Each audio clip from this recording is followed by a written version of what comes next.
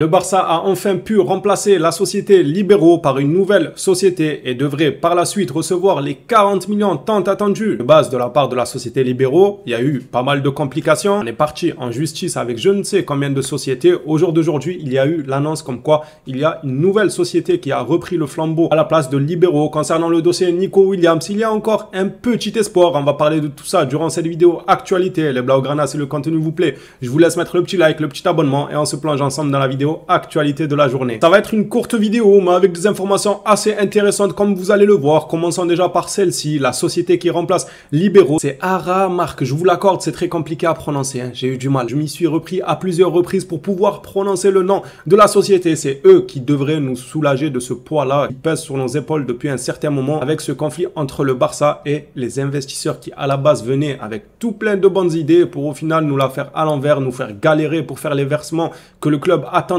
Au jour d'aujourd'hui, Sport nous rapporte qu'il y a une nouvelle société qui rentre en lice et ça fait plaisir. Maintenant, plus qu'à voir si le Barça va réellement s'activer durant ces derniers jours de mercato. Enfin, derniers jours, j'abuse quand même. Ces dernières semaines, on va dire, de mercato. On va voir si Nico Williams, qui n'a toujours pas pris la parole pour officialiser le fait qu'il reste du côté de Bilbao, est-ce qu'il n'attendait pas réellement le Barça en fin de mercato qui vienne le chercher et lui assurer d'être inscrit et lui assurer qu'il aura assez de nourriture malgré que Laporta fait partie du club? Oui, parce que vu que sa réponse tarde, c'est à se demander, est-ce que le joueur a besoin d'être rassuré sur le fait qu'il va être inscrit ou est-ce qu'il a besoin d'être rassuré sur le fait qu'il pourra se nourrir au Barça malgré qu'il ait un président comme Laporta qui lui rôde autour? Peut-être qu'il a besoin d'être rassuré de ce côté-là aussi. On n'a pas les tenants et les aboutissants parce qu'on dit oui, il va être inscrit, je sais pas quoi. Le club vient de mettre 60 millions sur Dani Olmo. Bon, c'est vrai que ce sera des paiements en plusieurs fois, avec notamment quelques millions en bonus qui ne seront activés que sous certaines conditions. Mais Williams, lui, apparemment, il faut le rassurer sur absolument tout, que ce soit côté nourriture ou côté inscription.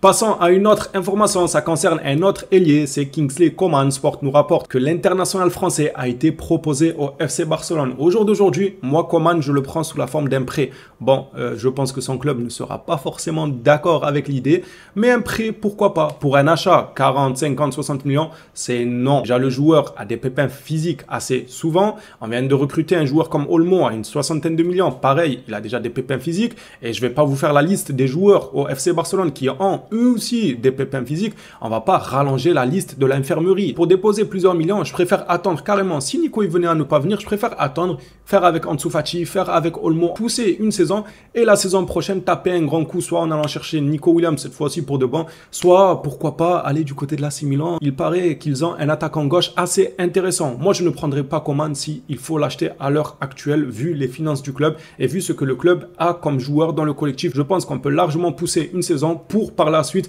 aller chercher un ailier au lieu de mettre des millions sur Coman qui est ramené à se blesser. Passons maintenant au numéro que Olmo a choisi de porter sur son dos et c'est le numéro 20. En choisissant ce numéro, il nous donne un indice clé. Bon, on le savait déjà, je vous l'ai fait passer à maintes reprises durant les vidéos actualités comme quoi Sergio Roberto va s'en aller du Barça. Mais là, maintenant que Olmo a pris son numéro, pour moi, c'est une officialisation. Parce que je rappelle qu'il n'y a pas non plus eu un communiqué du club qui officialisait le départ de Sergio Roberto. Il y a eu beaucoup de médias qui l'ont dit. Le contexte était défavorable pour une prolongation. Flick n'a pas l'air de compter sur lui. Il y a tout ça qui fait que nous, on est quasiment certain qu'il va quitter le club. Mais là, le fait que Olmo prenne son numéro, je pense que ça en dit long. Comme nous dit le CM d'actualité Barça, signe que le départ de Sergio Roberto est bel et bien définitif car il récupère son numéro. Gérard Romero estime que nous n'avons pas encore vu le dernier chapitre de Nico Williams et ce n'est pas le seul journaliste. On va pas se mentir que les journalistes qui continuent à hyper un peu le dossier Nico Williams, comme par hasard, ce sont que des journalistes catalans pour la plupart. Est-ce que c'est pas pour essayer de sauver un peu la face du club, de Laporta, de garder un peu les supporters en alerte durant ce mercato, côté marketing tout simplement, ou est-ce que ils ont réellement des informations? Ça se lance énormément de pics sur les réseaux entre les journalistes d'un certain côté et les journalistes catalans qui continuent d'affirmer qu'il y a un petit espoir dans le dossier Nico Williams. Pour terminer cette petite vidéo actualité, je vous ai prévenu qu'il n'y a pas énormément d'informations. Cette déclaration de Flick qui nous parle du recrutement dans le secteur du milieu de terrain, des recrutements au milieu de terrain, on lui a posé la question. Flick répond, nous avons plusieurs joueurs de qualité au milieu de terrain. Certains d'entre eux sont blessés actuellement, mais ils reviendront. Je pense que nous sommes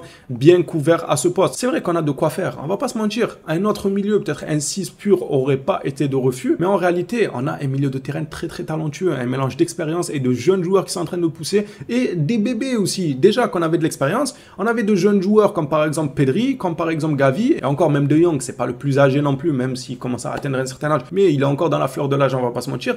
En plus de ça, en plus de ces jeunes-là, de Pedri qui ont 20 ans, 21 ans, 22 ans, Gavi qui a 20 ans, il y a encore des nouveaux-nés qui sont en train de pousser. Il y a Bernal, il y a Casado, les gars 16, 17, 18 ans, ils sont en train de tout arracher. Hansi Flick fait confiance à ce milieu-là, il estime qu'il aura de quoi faire pour la saison prochaine et je suis de tout cœur avec lui parce que je suis tout simplement d'accord. Le milieu de terrain du FC Barcelone est assez bien fourni. À lui maintenant de nous concocter la recette qu'il faut pour que tout ça prenne forme. Les Blaugrana, cette mini vidéo actualité s'achève ici. Merci à tous ceux qui soutiennent les vidéos régulièrement. Franchement, j'aurais aimé passer plus de temps avec vous en vous parlant un peu plus du Barça. Mais au vu des informations, comme du côté du club, on n'a toujours pas ce morceau de viande à se mettre sous la dent. On n'a pas grand chose. Il y a eu l'officialisation d'Olmo. Elle s'est faite du jour au lendemain. On a quand même eu la rumeur à un certain moment. Ensuite, ça s'est éteint. Et du jour au lendemain, ça s'est officialisé. On souhaite la même chose pour le dossier Nico Williams. Les Blaugrana, on s'attrape à la prochaine vidéo sur le FC Barcelone. D'ici là, prenez soin de vous.